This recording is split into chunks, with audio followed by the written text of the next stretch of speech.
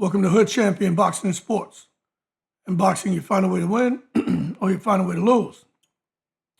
Let me tell you something. Lamont Roach and Cruz is coming up in San Antonio, Texas. And people have opinions on this, which they should. But I'm seeing a lot of people just don't think Lamont Roach can win. Now, initially, I just thought Pitbull Cruz would be too much for Lamont Roach. But the reality is this, right? The first 4 rounds, I think favor Pitbull because the way he comes out, he explodes.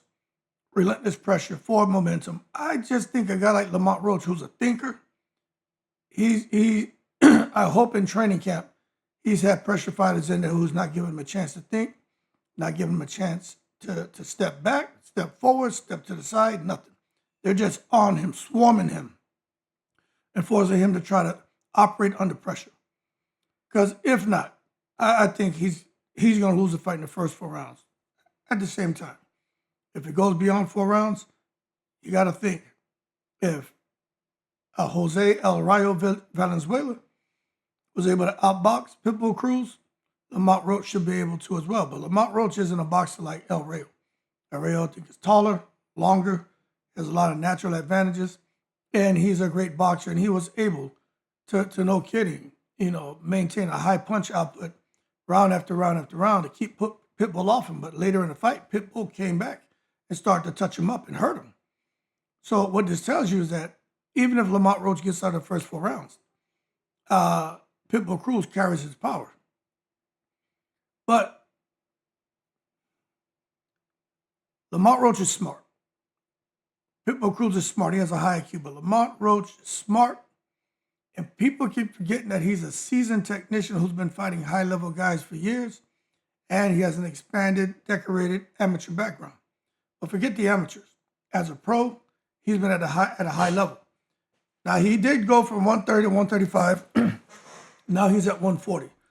And I think when you get an opportunity to fight Pitbull Cruz, I think you got to take the opportunity, man. But I want to see how Lamont Roach performs. We know that he's been in with clever movers, volume punchers. He's been in there with counter strikers. So the experience he has is built on ring IQ, patient setups, which I'm not sure he's going to have the opportunity to be patient and set up anything against Pitbull Cruz. But he also has a very clean defense, and he makes tactical adjustments round after round after round. Some of those things are so subtle that the untrained eye can't pick it up. But there's a reason where a guy who may be having a tough 1 or 2 rounds all of a sudden starts to get the upper hand. That's because of the tactical adjustments being made that sometimes you can't see. But irregardless, here's the key problem. This is the key problem. None of Lamont Roach's elite experience has been against anyone remotely like Pitbull Cruz, Cruz, Viva Mexico, Cabrones. Yo, who got the Mexican horns? When you hear that shit, you know you got a problem in the ring. And Cruz brings a style Roach simply hasn't seen in real time, all right? Relentless pressure, freakish forward momentum, combat, ready for combat with his compact, explosive burst, a chin his chin is made out of Mexican granite. Like you ain't breaking Pitbull Cruz's chin. And there's a willingness to take just 2 to land 1. But trust me, his 1 hurts a lot more than your 2. Roach is the more experienced boxer. You got to give him credit. And he's the natural boxer. But Cruz is more experienced problem. And that's just trying to be as fair as possible to both of them. He fought Tank Davis, Rolly Romero, and several heavy-handed guys who just couldn't slow him down. So in raw traditional boxing experience, Roach has the edge. And experience against violent physical pressure, Cruz is miles ahead. And that is a fact, Jack. I know if you're a Lamont Roach fan, you're like, hey, yo, hold your horses. Stop taking it to the stupid Hood Champion. Well, how about this, Mick Nicholas? Screw you. Poke you in the eyeball. Get out of here with that shit. Man, jumping up a weight division, man. This may be the biggest factor in the fight. Cruz is not a real 135-pounder anymore. We get that. He's a muscular power tank who walks around much heavier and rehydrates into a mini welterweight.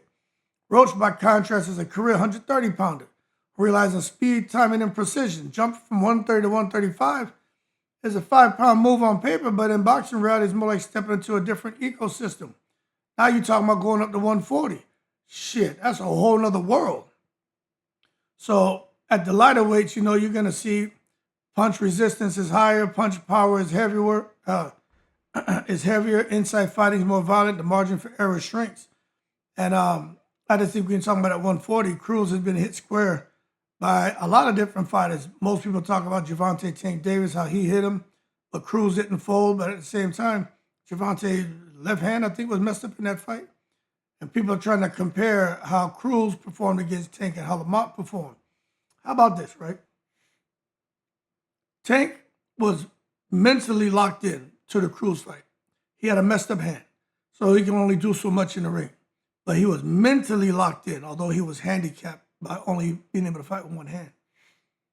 When Lamont Roach fought Gervonta Davis, he had both hands, but mentally he wasn't locked in.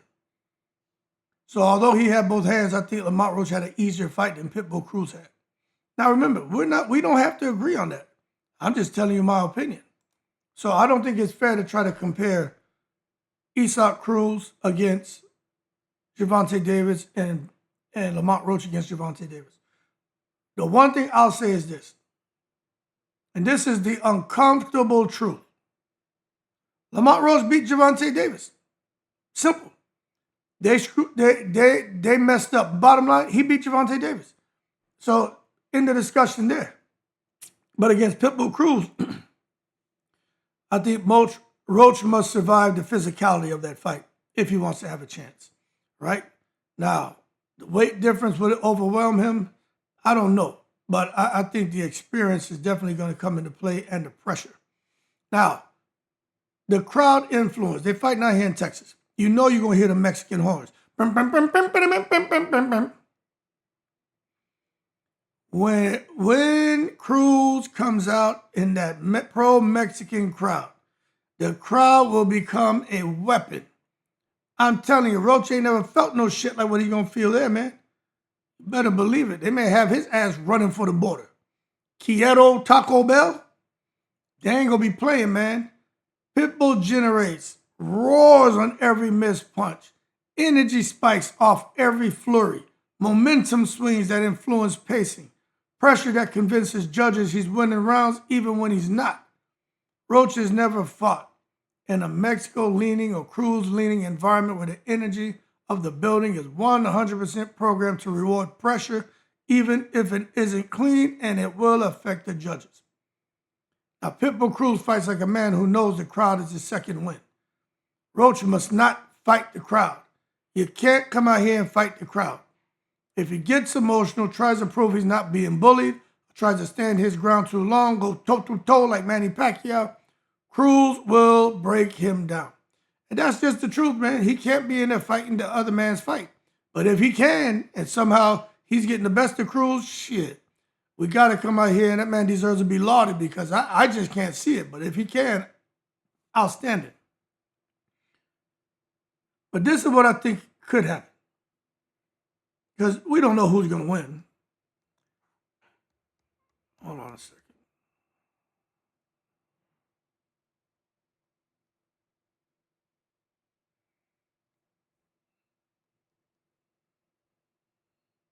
Sorry. If he underestimates Pitbull Cruz, that's a mistake. Fighters make two fatal mistakes when it comes to Pitbull. They think he's crude, and they think that they can make him reset. No, not the case. Cruz is crude looking, but highly calculated.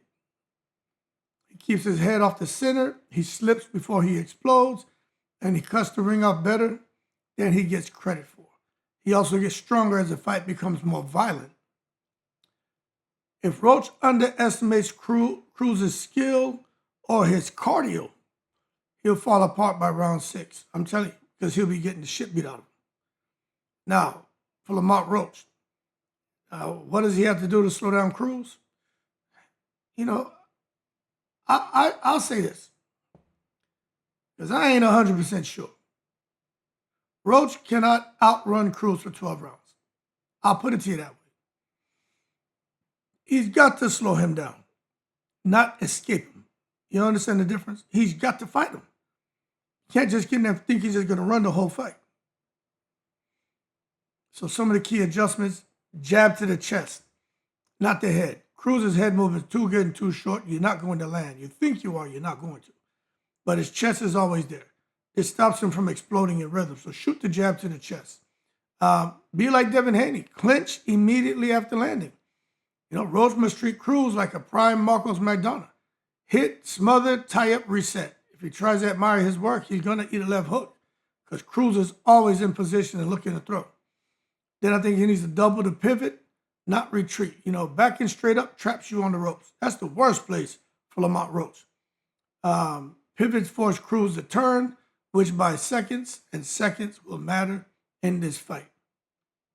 Then he needs to commit to body counters. When Cruz dips and winds up, his body's wide open. Roach needs a hook to the liver early to discourage the blitz. If not, he's in trouble. And definitely keep his back off the ropes at all costs. I'm going to say it again. Do not have your back on the ropes. If Roach touches a rope, this should sound like a tongue twister. If Roach touches a rope for more than 2 seconds, the round might be gone. And then he just got to thief rounds, you know. Roach must steal rounds with 30-second bursts when Cruz resets. Judges often grade Cruz's pressure even without clean shots. So Roach needs punctuation marks so rounds don't blend into Pitbull's pressure. Bottom line is he's going to have to let his hands go. Now, one guy who was able to do this was Valenzuela. I don't know if Roach can do what Valenzuela did, but that's the question. Valenzuela even shocked me. He boxed beautifully against Pitbull Cruz.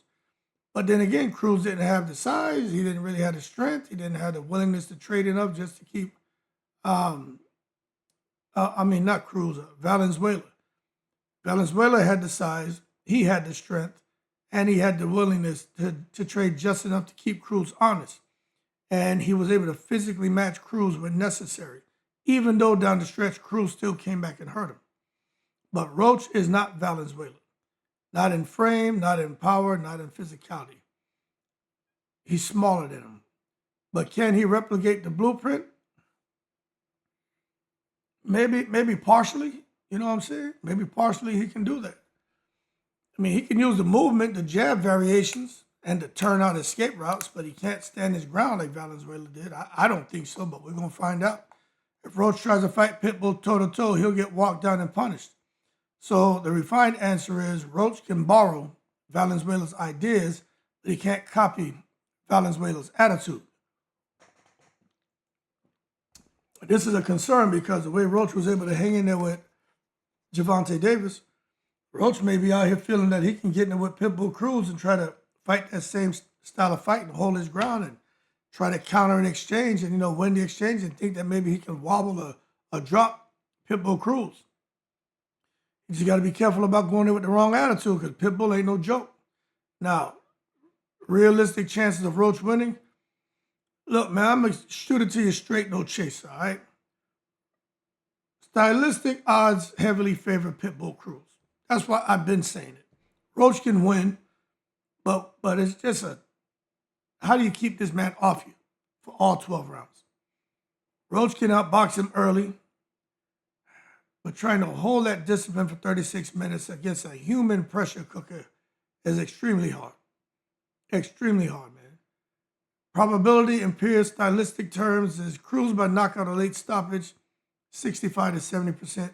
Cruz by pressuring decision, 20%. Roach by clean boxing decision, 10 to 15%. And that's just how I see it. But again, I'm letting you know Roach can win. I've never seen him in it with somebody this style to say that I think he puts up a valiant effort and can pull out a decision. After round 4, we'll know what's really going on. But he got to stay perfect for the whole 36 minutes. I don't know. Cruz would have to slow down. He would have to fatigue. He'd have to get hit with something to make him think twice. But Roach would have to move smart, not fast necessarily. Can't get emotional. Got to keep the fight in the middle of the ring, and somehow try to win the first half. You know, big enough to offset Cruz's late surges. Like he's really got to figure that out. But I'm gonna tell you right now, it's a tall mountain, tall task. But can Roach do it? Yes. But I just think being fair to both guys, you would have to think the first half of the fight is all Cruz. Second half may be Roach. But from the first round, the question is going to be, can Lamont Roach keep Pitbull off him? That's really what it is. If Lamont Roach can do that, Lamont Roach is probably going to win this fight. But he got to be able to do it for the whole 36 minutes. Can he do that is the question. So who wins? Y'all keep cool. Y'all in the breeze.